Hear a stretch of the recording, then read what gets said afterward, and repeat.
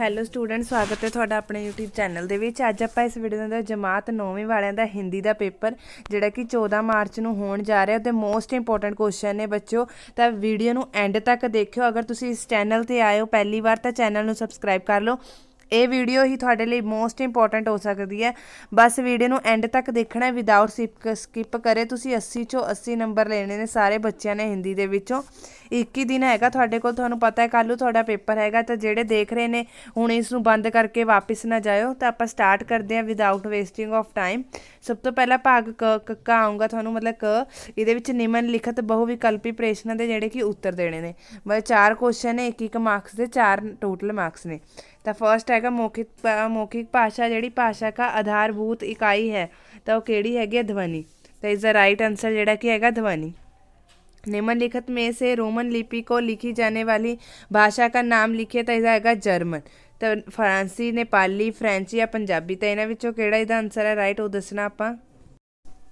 ਤੇ ਫਰੈਂਚ ਇਸ ਦਾ right answer ਹੈਗਾ। ਅੱਗੇ ਨੈਕਸਟ ਹੈਗਾ ਹੈ ਅਵਰਨ ਵਿਸ਼ੇਸ਼ ਦਿੱਤਾ ਹੋ ਗਿਆ। ਨਿਮਨਲਿਖਤ में से कौन सा ਜਿਹੜਾ ਕਿ ਸ਼ਬਦ ਉਚਿਤ ਹੈਗਾ। ਤਾਂ ਇਹਦਾ ਆਂਸਰ ਜਿਹੜਾ ਕਿ ਹੈਗਾ ਉਹ ਹੈਗਾ ਹੈ आचार्य, फर्स्ट ऑप्शन।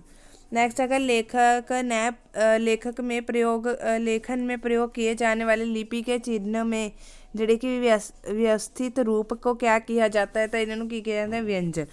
नेक्स्ट हैगा निम्नलिखित बहुविकल्पी प्रश्नों के उत्तर देने। कबीर जी के अनुसार ईश्वर किसके हृदय में वास करता है? अमीर व्यक्ति, गरीब व्यक्ति, सच्चे। तो सच्चे व्यक्ति के हृदय में। नेक्स्ट है मुश्किल काम करके कर्मवीर व्यक्ति दूसरे के लिए क्या बन जाता है? उदाहरण। नैक्सट क्वेश्चन है बच्चों, इतना उदाहरण लिखना तुम। नेक्स्ट है पेड़ ने क्या सीख प्राप्त की है? जीवन अमर, मरण ही धर्म है, वह बहुत बड़ा है, उसकी जड़ें खो गई हैं, जीवन ही अमर है। नेक्स्ट है 5 परजीवी कविता में दशम नानक किसे कहा गया है? श्री गुरु गोबिंद सिंह जी को। ਅੱਗੇ ਹੈਗਾ ਨਿਮਨਲਿਖਤ ਵਾਕयांशों में ध्यानपूर्वक पढ़ना है ਤੇ बहुविकल्पी प्रश्नों ਦਾ ਤੁਸੀਂ उत्तर देना है। यहीं कहीं पर बिखर गई वह भृग विजल माला सी, उसके फूल यहाँ संचित है, ये स्मृतिशाला सी, सहे वार पर वार अनंत तक लड़ी वीर बाला सी, आहुति सी गिर चढ़ी चिंता पर चमक उठी ज्वाला सी। तपयंश में किसके फूल संचित होने की बात कही गई है? तो किसकी? अंग्रेज अफसर की, रानी लक्ष्मीबाई की। ਤਾਂ ਆਪਾਂ रीड करते हैं यही कहीं पर बिखर गई वह भृग विजय माला सी, उसके फूल यहाँ संचित है, ये स्मृतिशाला सी, सहे वार पर वार अनंत तक लड़ी वीर वाला सी, अनित सी गिर चढ़ी चिंता उसकी चमोठी ज्वाला सी। पंचम में किसके फूल संचित होने की बात कही गई है? ताकि ये कही गई है तो आप इत्थे लगावांगे रानी लक्ष्मीबाई की। अगे बीरबाला अंत तक किसके खिलाफ लड़ती रही? तो किसके खिलाफ लड़ती रही थी? अंग्रेजों के। अगे आएगा पायंश स्मृतिशाला शब्द के पर्यायवाची कौन है? कौन है? इधर आएगा नेक्स्ट पाठशाला, यादगार या उदान या पाठशाला। अगे पायंश में आहुति शब्द का क्या अर्थ है? आहुति का जड़ा है बलिदान। बलिदान, अकुत, अहंकार, अदिति। ठीक है, बलिदान। नेक्स्ट हैगा निम्नलिखित बहुविकल्पी प्रश्नों में उत्तर देने। मुहावरा अकल चकराना। तो इधर हैगा अकलमंद होना या कुछ समझ ना आना। तो कुछ समझ ना आना। लगातार होना निम्नलिखित में से किसी मुहावरे का अर्थ? ताता बांधना, ढोल की पोल, तलवे चाटना, झक मारना। तो तुसी दसना इसका आंसर। मुसीबत पड़ने पर प्रत्यशील होने निम्नलिखित में से कौन सी लोकप्रिय का अर्थ है? मुसीबत पड़ने पर प्रतिशील होना। जान है तो जहान है, तो जान है तो जहान है। अगे नेक्स्ट हैगा निम्नलिखित वाक्यांश को ध्यानपूर्वक पढ़ें और निम्नलिखित प्रश्नों के उत्तर देने हैं। तो आप क्वेश्चन पढ़ते हैं। ये संसार जन भूमर, इसमें दुख क्या और सुख क्या? जो जिसे बनता है वह उसी में लय हो जाता है। इसमें शौक और उद्वेग की क्या बात है? ये संसार का जल बुदा है, फूटकर किसी रोज जल में ही मिल जाएगा, फूट जाने में ही बुदबुदे साखरता है। जो ये नहीं समझते वह दया के पात्र हैं। रे मूर्ख लड़की, तू समझ सब ब्रह्मांड का है और उसी में लीन हो जाएगा। तो लेखक के अनुसार ये संसार पानी का बुदबुदा है। हाँ, इसमें क्या? हाँ। लड़की को किस बात पर खेद है? तो लड़की को किस बात पे खेद सीगा? तो हैगा आ लिखा होया है कि इस पर खेद मत कर, किदे पर खेद? लश लुप्त और रेत से मिला गया। ठीक है, अगे नेक्स्ट है लेखक को किस परमात्मा के केवल साधन मात्र है, तो किहड़े परमात्मा शिक्षा समझ को परमात्मा तक पहुँची का प्रयास करने, तो यही जिहड़ा कि उसका आंसर सीगा। अगे क्षणिक शब्द का अर्थ की हुंदा हैगा? अधिक समय तक, तो यही गलत। अगे उपरोक्त गांश को उचित शीर्षक की लिखोगे तुसी ये दसना है, संसार के बारे दसना है, संसार के दुख सुख। अगे दंड शब्द का अगर असी करिए तो किहड़ा दंड आंदा? तक मिलान करना है, इहदा की आएगा? कुशका, कुशका ये वाला आएगा। अगे नेक्स्ट हैगा है तत्सव अगरिका, अगरिका क्या आएगा? आग। अगे हैगा है अग्नि हैगा सीगा। अगे हैगा है शब्द के शुरू में जुड़कर जो अर्थ की विशेषता बताए वो क्या कहलाते हैं? उपसर्ग।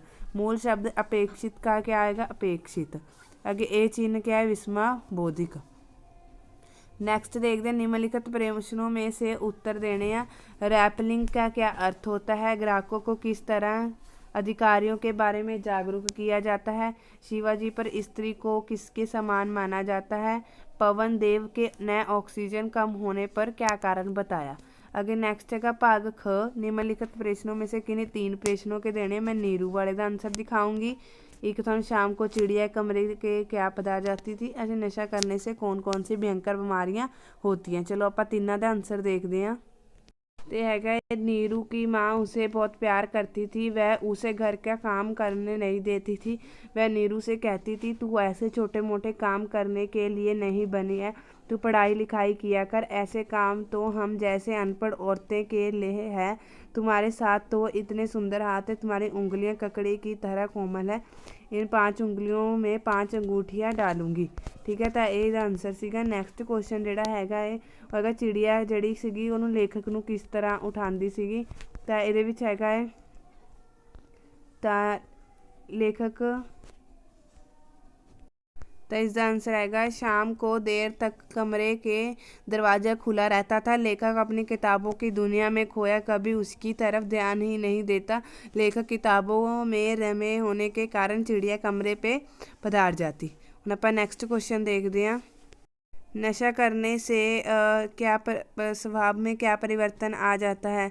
नशा करने वाले व्यक्ति का स्वभाव चिड़चिड़ा हो जाता है, उस पर आलस्य छाया रहता है और वह पोस्ती हो जाता है, किसी कामकाज में मन नहीं लगता, जरा जरा सी बात पर झूठ बोलने की आदत बन जाती है और शंकालु भाव हावी होने पर मारने पर उतारू हो जाता है।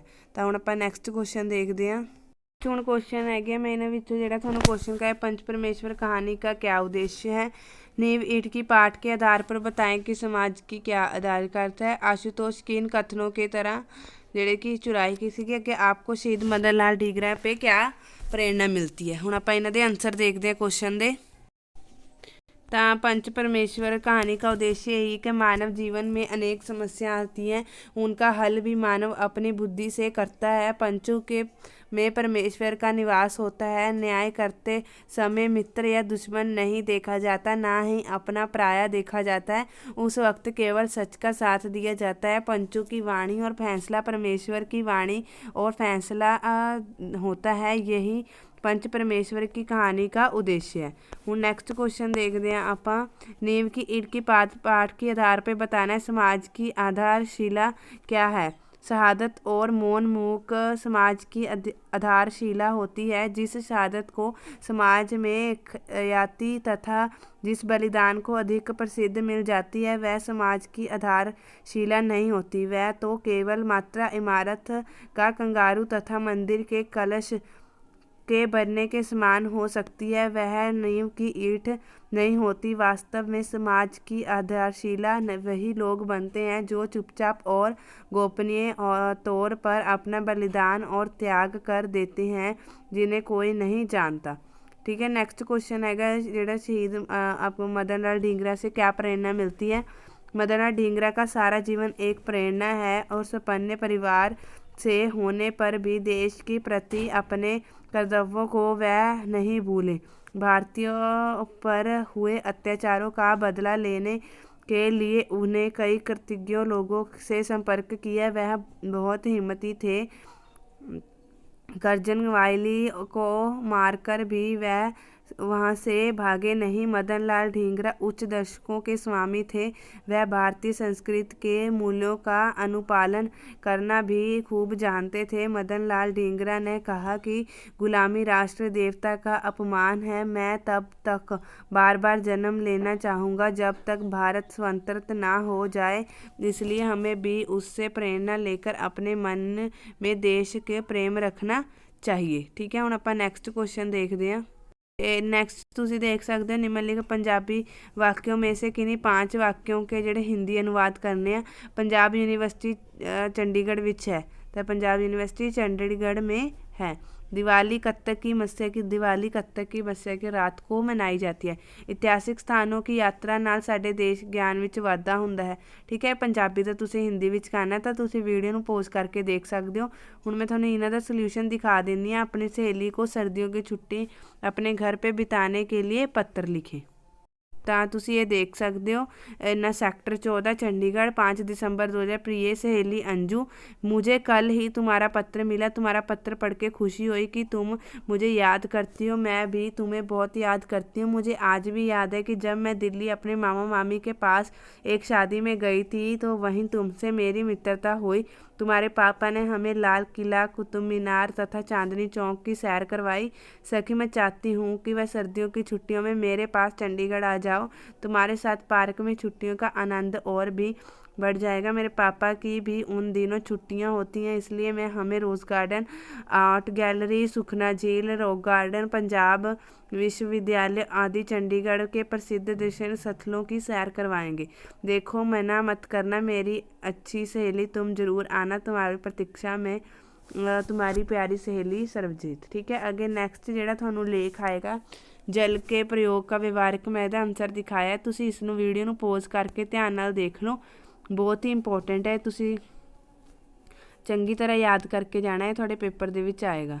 ठीक है, अगर चैनल ਤੇ ਨਵੇਂ ਹੋ चैनल ਨੂੰ सब्सक्राइब कर लो। वीडियो ਵਧੀਆ ਲੱਗੀ कमेंट करके जरूर दस्सिओ। Thank you.